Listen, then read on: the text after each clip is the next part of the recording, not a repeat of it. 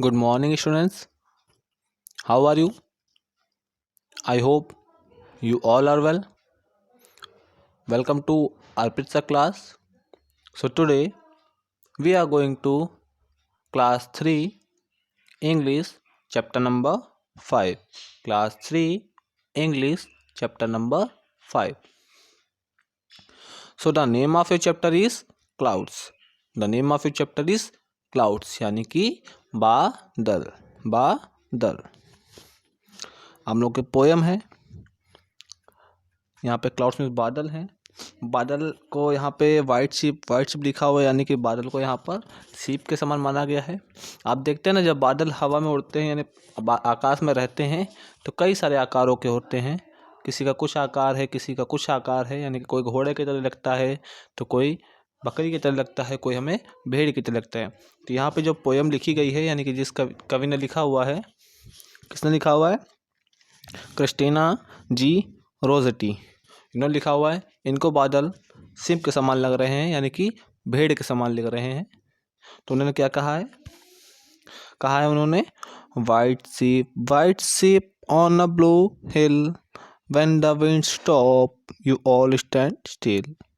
White sheep on a blue hill, when the winds stop you all stand still, when the winds blow you walk away slow, white ship where do you go. Again read now.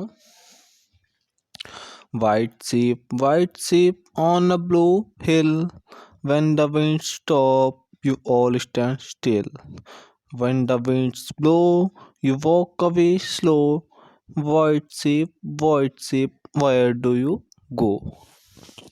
क्या कहते हैं कृष्णा जी, क्या कहती हैं white ship यानी कि white means सफ़ेद, ship means भेड़, यानी कि सफ़ेद भेड़. ऑन अ ब्लू हिल, यानी कि ऑन अ ब्लू हिल, जो कि कृष्णा जी को कहाँ से दिख रहे हैं, यानी कि वो पहाड़ियों के ऊपर दिख रहे हैं. यानी कि हम लोग देखते हैं ना, तो पहाड़ के ऊपर दिख रहे हैं पेड़, यानी कि बादल ऊपर हैं. बादल किसके समान दिख रहे हैं इस समय? भेड़ के समान.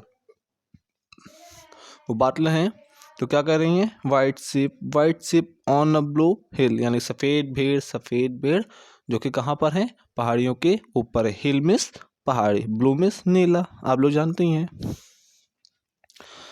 When the winds stop you all stand still. When the winds stop, winds means हवा. जब हवा रुक जाती है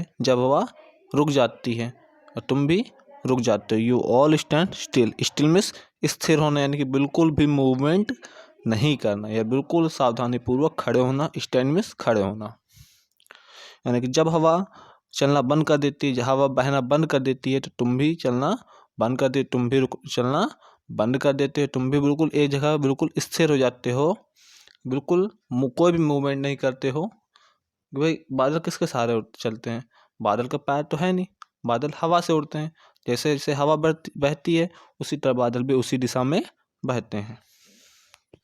नेक्स्ट है when the winds blow you walk away slow, यानी winds blow. winds means हवा, blow means बहना, यानी कि जब हवा बहती है तो you walk away slow, तो तुम भी धीरे धीरे चलते हो. यानी जिस दिशा में हवा चलती है या बहती है उसी दिशा में तुम भी धीरे धीरे चलते हो.